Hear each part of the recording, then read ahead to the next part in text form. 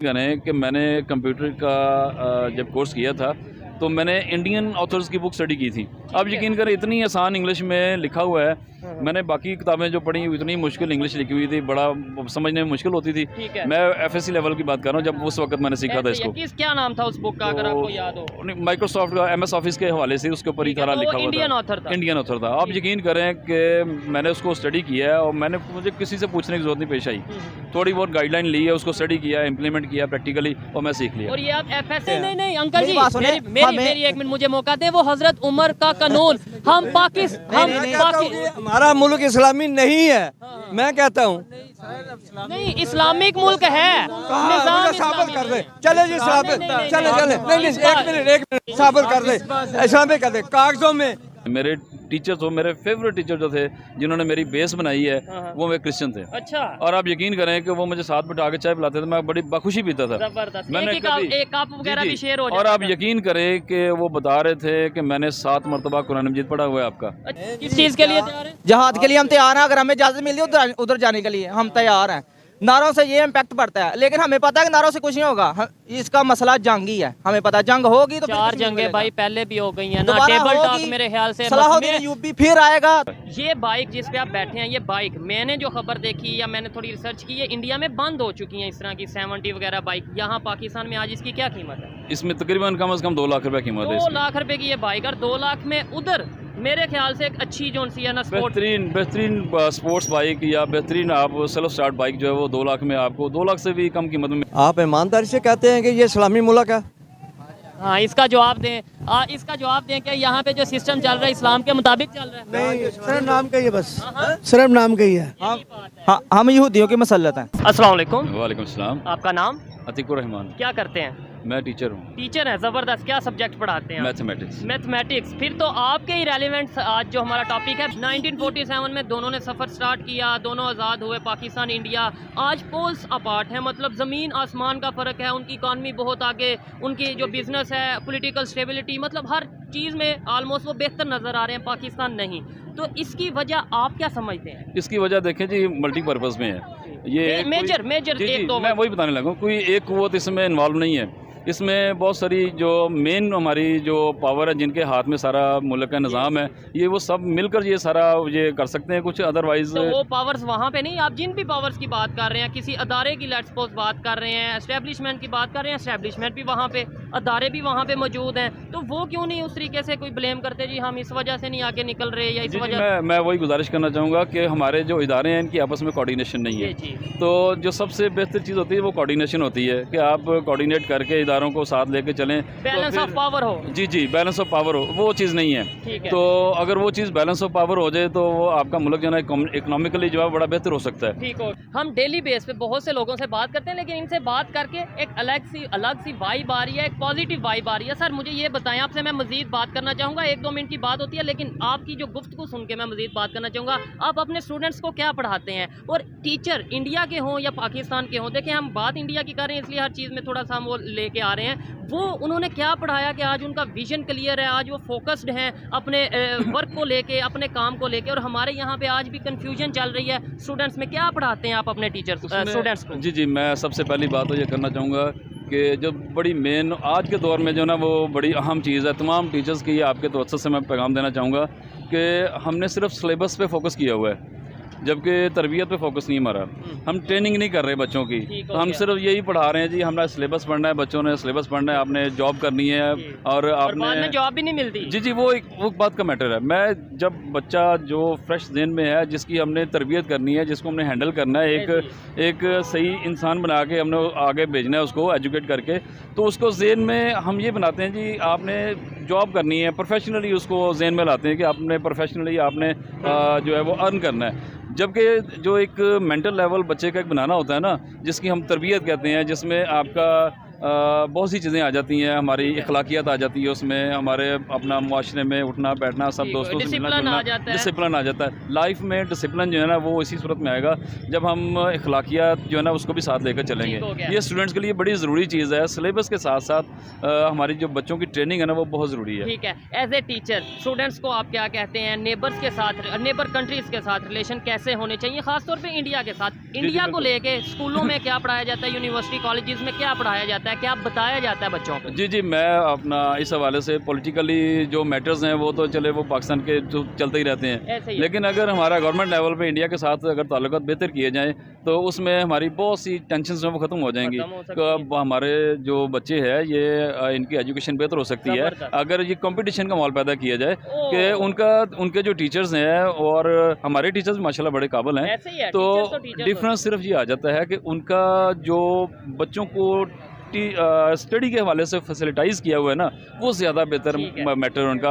उन्होंने अपने बच्चों को ज़्यादा अच्छे तरीके से एजुकेशन को जो है ना वो दे रहे हैं। हमारे यहाँ पे चंद मखसूस इंस्टीट्यूट्स हैं जहाँ पर वो जो ना एजुकेशन जो बेहतर तरीके से दी जा रही है। बाकी जो मामला तो उसमें एजुकेशन का लेवल हमारा बड़ा लो है। ठीक है, इंडिया के कंपैरिजन जी बिल्कुल। उनका इंग्लिश लैंग्वेज जो है वो जो है उसको बड़ा अच्छा फोकस किया उन्होंने। आईटी में उनका बड़ा जी आईटी में तो बड़ा अच्छा नाम है उनका। आईटी में उन्होंने पूरी दुनिया को जनाब उन्होंने नंबर 1 किया हुआ है अपने आप को। उन्होंने मैन्युफैक्चर कर रहे हैं, प्रोसेसर जो उनके मैन्युफैक्चर हो रहे हैं। ऐसे ही है। सर की एक बात मुझे बड़ी अच्छी लगी है कि कंपटीशन करो, मैं भी ये कहता हूँ इंडिया से कंपटीशन करो, मुकाबला करो, लेकिन वो हेल्थी कंपटीशन होना चाहिए। एजुकेशन में मुकाबला होना चाहिए, मेडिकल में की फील्ड में मुकाबला होना चाहिए, इंजीनियरिंग की फील्ड में मुकाबला होना चाहिए। मैं यहाँ पर ये भी कहूँगा ज़रूरी नहीं कि हम खुदा ना खासा नफरत का ही माहौल पैदा करें। वही कह रहा हूँ ना, पॉजिटिव एनवायरनमेंट होना चाहिए। नफरत खत्म होनी चाहिए और शिद्दत पसंदी नहीं होनी चाहिए। प्यार मोहब्बत और इखलाक सब के लिए होना चाहिए। और रिस्पेक्ट से जो है ना अपना दूसरों की रिस्पेक्ट जो है बड़ी ज़रूरी चीज़ है, चाहे वो मज़हब की हो या इंसान की हो। बिल्कुल। देखिए हमारा मज़हब जो है ना इस्लाम अल्हम्दुलिल्लाह हमें यही सिखाता है कि सबसे पहले इंसान की रिस्पेक्ट है। ठीक है। हमारे प्यारे नबी सल्लल्लाहु अलैहि वसल्लम ने सबसे पहले लोगों को रिस्पेक्ट दी है, रिस्पेक्ट दी है, अपने अखलाकी जो अपना मामला थे वो दिखाए हैं, तब लोग इधर राग़िब हुए हैं। सर ये आपकी जो सोच है बहुत कम लोगों की, मैं डायरेक्टली बात करता हूँ, टीचर्स हों, स्टूडेंट्स हों या आम पब्लिक हो, बहुत कम लोगों की ऐसी सोच होती है। यही सोच हमने कैसे टीचर्स में ला सकते हैं, यही सोच हम पाकिस्तान की सोसाइटी में, मतलब यहाँ पे जो आपने बात की बिल्कुल ओपनली बात की, रिलेशन बेहतर होने चाहिए, हेल्थी कंपटीशन होना चाहिए, सीखना चाहिए उनसे। यही बात अगर किसी आम पाकिस्तानी से करें, वो कहें तुमने इंडिया का नाम ले लिया, तुम तो गद्दार हो गए, तुम तो एजेंट हो गए। ऐसा नहीं है। अगर आप वाकई अपने मुल्क को तरक्की की राहों पर देखना चाहते हैं ना तो हमें कंपटीशन में आना चाहिए। ऐसे ही है। हमें उन चीज़ों को सबको पीछे छोड़ के अपने मामलात को देखना चाहिए। हमारी इकोनॉमी ऐसे नहीं बेहतर हो जाएगी अपनी नफरत का बाजार गर्म करके या एक दूसरे से लड़ झगड़ के। 75 साल किया और कुछ फायदा भी नहीं। जी कुछ भी नहीं। अभी आप देखें अभी बड़ा जदीद दौर है, हमारे बच्चे जो हैं बड़े माशाल्लाह टैलेंटेड हैं। अगर इनको सही तरीके से हमारे टीचर्स इनको फोकस करें और इनको कंपटीशन में लेके आएँ तो बड़ी कामयाबी हासिल हो सकती है इंशाल्लाह। और एक चीज़ टीचर्स की ड्यूटी है कि बच्चों के ज़हनों में वो नफरत वाला आंसर ख़त्म करें। तो यार वो नफरत वाला आंसर नहीं है, ठीक है, हमारा उनके साथ कंपटीशन है और वो हेल्थी कंपटीशन रख लें। हेल्थी कंपटीशन होना चाहिए। अब जैसे कहते हैं जी स्पोर्ट्स जो है वो सियासत से बालातर होनी चाहिए, ऐसे ही है। तो एजुकेशन भी स्पोर्ट्स से सियासत से बालातर होनी चाहिए, टेक्नोलॉजी भी सियासत से बालातर होनी चाहिए।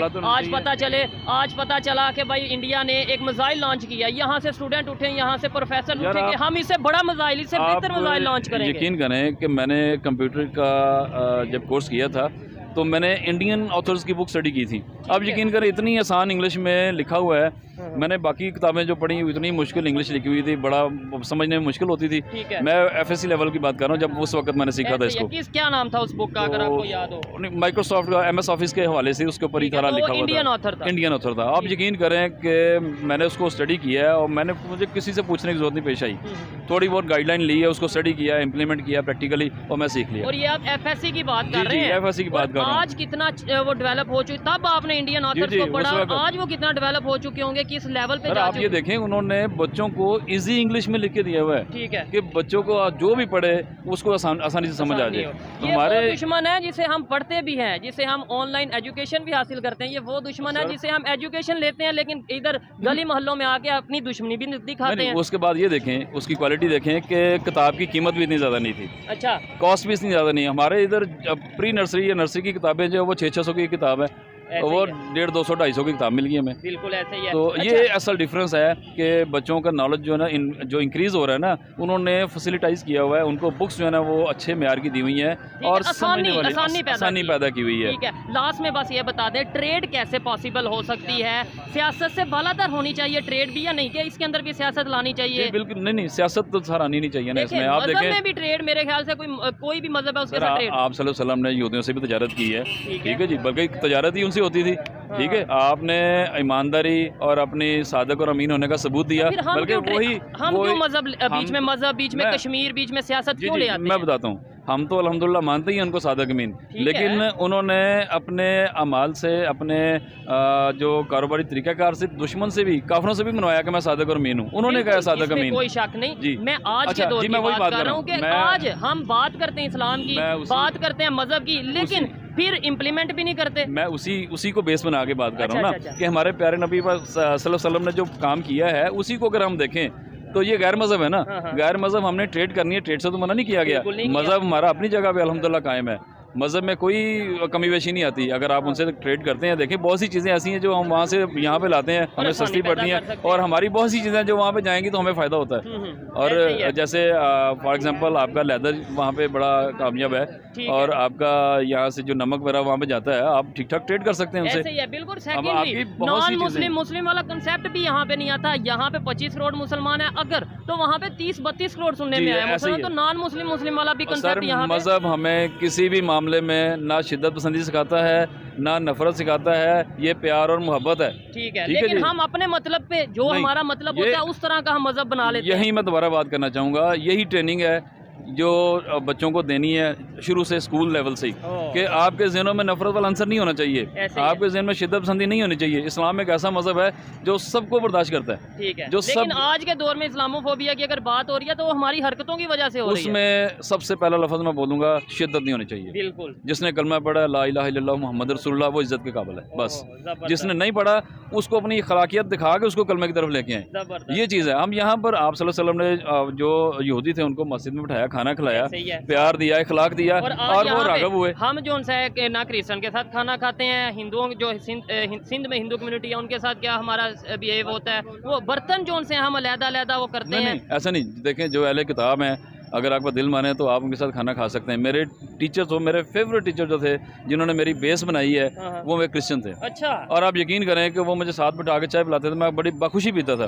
मैंने एक कप वगैरह भी शेयर हो जाता। और आप यकीन करें कि वो बता रहे थे कि मैंने 7 मरतबा कुरान मजीद पढ़ा हुआ है आपका। अच्छा, वो क्रिश्चियन है और उन्होंने हमारे जो बुक है उसे पढ़ा है, 7 मरतबा पढ़ा हुआ है कुरान मजीद को, और कहते मैं इम्प्लीमेंट करता हूँ, लेकिन थे क्रिश्चियन। और हमारे यहाँ से अगर कोई नॉलेज के लिए कोई दूसरे मजहब की बुक पढ़ लेता है तो उसे आप जो सा वो उसको जी बात वही आ जाती है ना, शिद्दत पसंदी की, वो हमारे ज़हनों में नहीं होनी चाहिए। अल्हम्दुलिल्लाह मैं आपके तवज्जुह से एक पैगाम देना चाहता हूँ कि जितने भी हमारे पाकिस्तानी हैं, मुसलमान भाई हैं, वो देखें हमारे दूसरे मुल्कों में भी हम मुसलमान हैं, मसाजिद हैं, वहाँ पे भी तो वो लोग इनको देखते हैं ना, इनको देखें कितना वो मौके फराहम करते हैं, रिस्पेक्ट देते हैं। तो हमें भी यहाँ पर रिस्पेक्ट देनी चाहिए सबको। शिद्दत पसंदी से बालातर होकर हमें अपने इकॉनमी को अगर बेहतर करना है ना, हमें इन चीज़ों से बाहर आना चाहिए। इकॉनमी की बात करते हैं, हमारे यहाँ पे जो बिजनेसमैन है वो ज़्यादातर या तो रियल स्टेट या कोई प्रॉपर्टी या कोई कंस्ट्रक्शन के हवाले से बिजनेस स्टार्ट करते हैं। ठीक हो गया, प्रोजेक्ट्स, कोई मॉल, शॉपिंग मॉल बना लिया,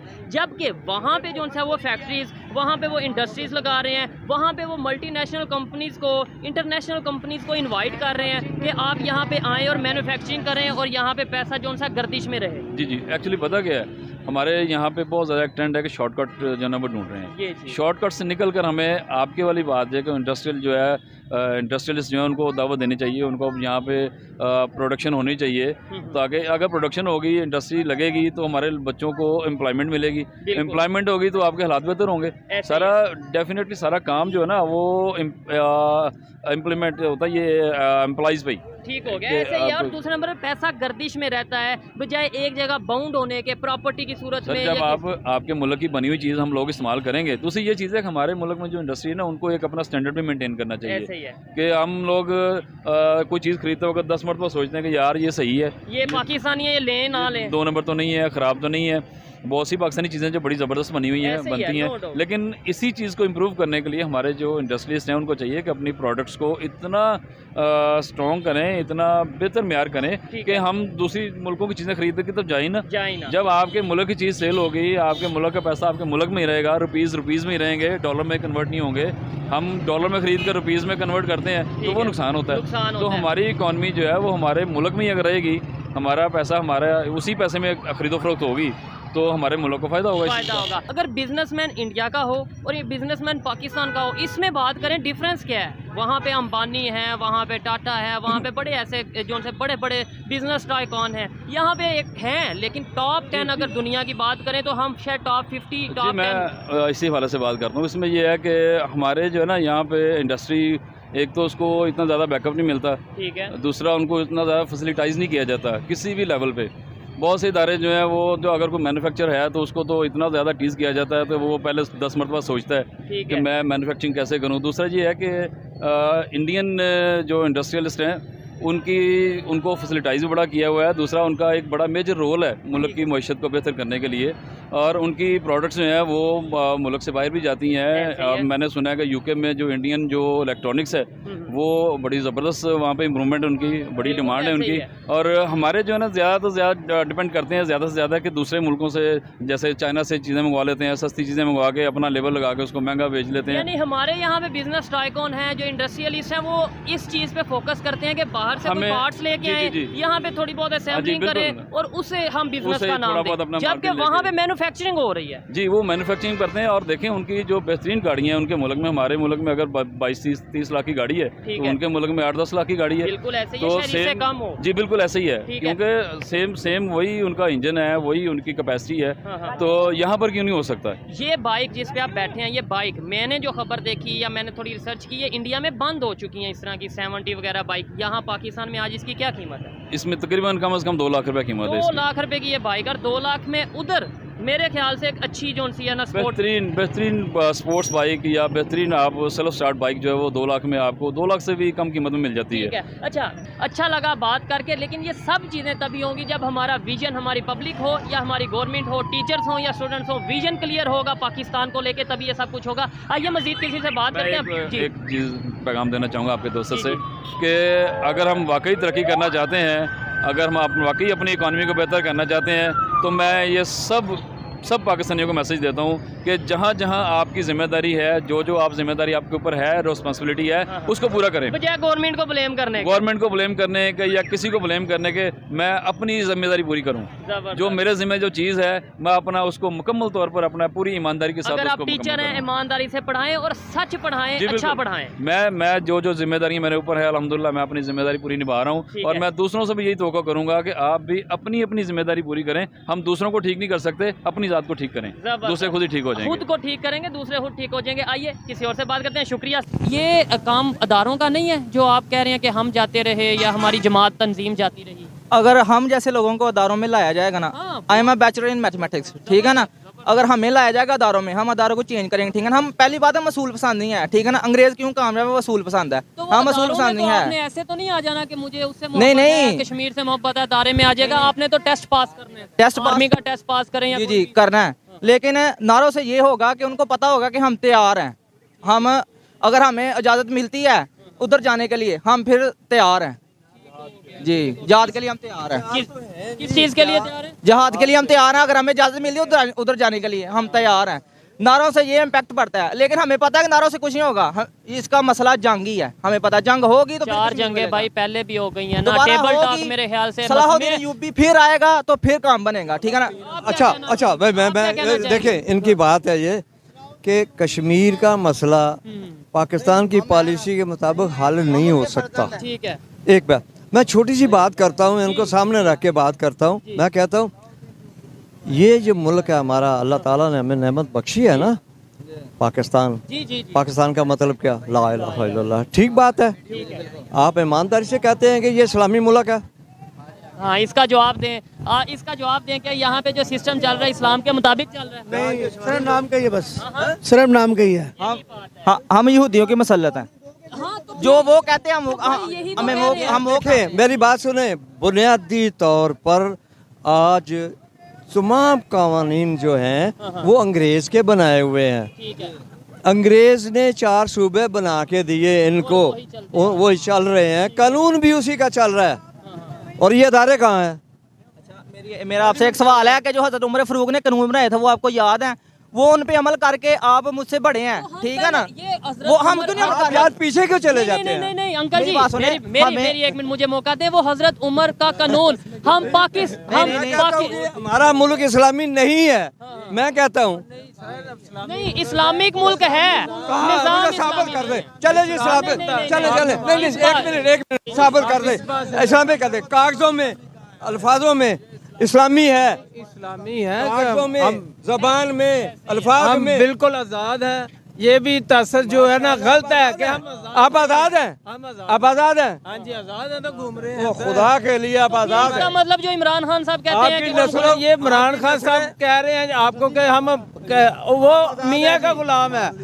वो जी उनकी आज़ादी का मकसद ये है कि अगर वो वज़ीर आज़म है तो मुल्क और हम सब आज़ाद हैं, और जब वो वज़ीर आज़म नहीं है तो कोई भी आज़ाद नहीं। आप पठान हैं?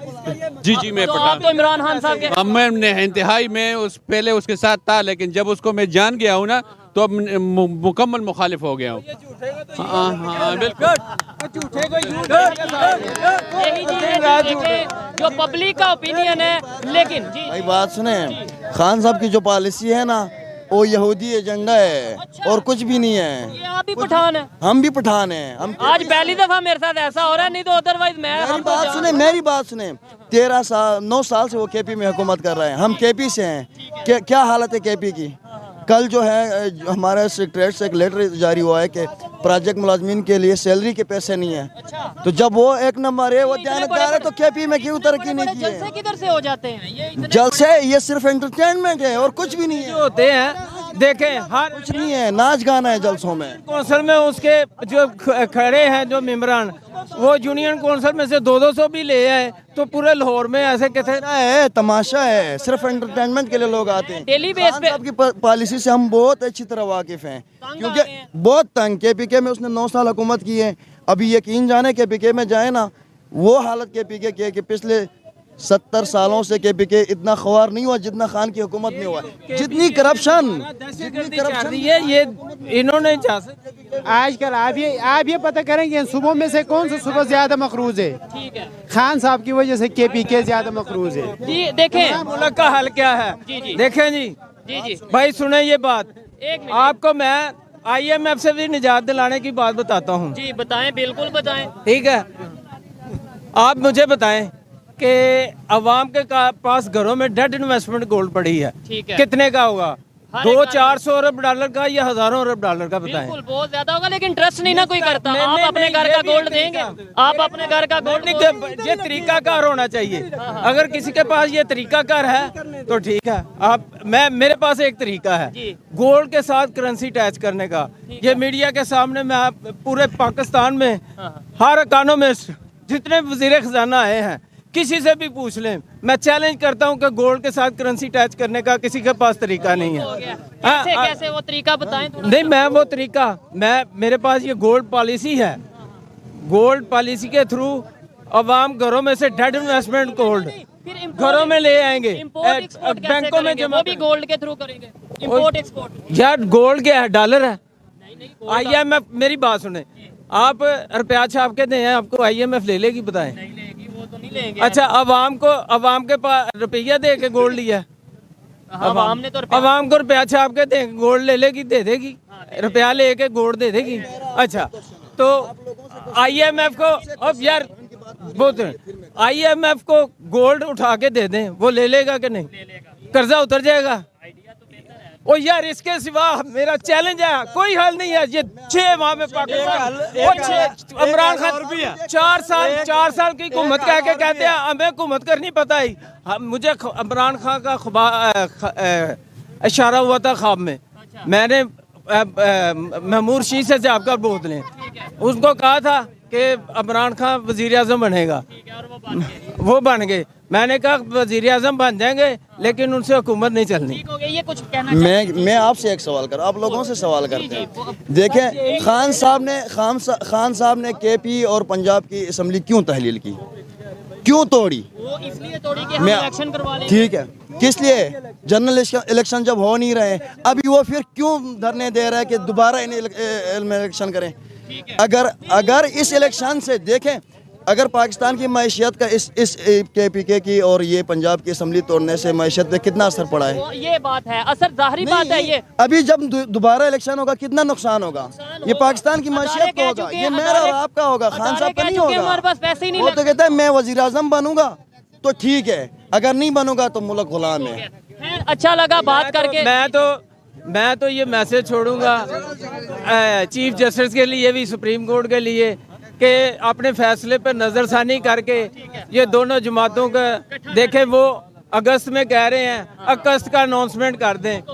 जी आप जो इन्होंने बोला है कि मतलब इस तरीके से इलेक्शनों का नुकसान होगा, अभी सिक्योरिटी हम नहीं प्रोवाइड कर सकते इलेक्शंस के लिए। वो ये कहते हैं कि भाई हमारे पास तो सिक्योरिटी नहीं है। दहशतगर्दी हो रही है, बॉर्डरों पे जंग हो रही है, कौन इलेक्शन करवाएगा? मुझे ये बताएं। फौज आएगी तो इलेक्शन होगा ना, फौज नहीं आएगी तो इलेक्शन कहाँ पे होगा? अगर फौज इलेक्शन करवाने आ गई, पीछे से तो इंडिया हमला कर देगा। फिर हुई है, हमला करेगा। ऐसे लॉजिक अगर देंगे तो ऐसे तो कभी इलेक्शन नहीं होगा। सर इलेक्शन क्यों नहीं होगा? इलेक्शन होगा जब मुल्क के हालात ठीक होंगे, सब चीजें ठीक हो जाएंगी, दहशतगर्दी खत्म हो जाएगी, तो फिर इलेक्शन की तरफ जाया जाएगा। वो पता नहीं कब होगी। हम दुआ करते हैं आज दहशतगर्दी खत्म हो, हम दुआ करते हैं आज ही ये सारे मसले खत्म हो, लेकिन इलेक्शन भी होना बहुत जरूरी है। बहुत अच्छा लगा बात करके। आपको ये वीडियो कैसी लगी कमेंट में जरूर बताइएगा। मिलते हैं नेक्स्ट वीडियो में, तब तक के लिए पीस आउट, अल्लाह हाफिज।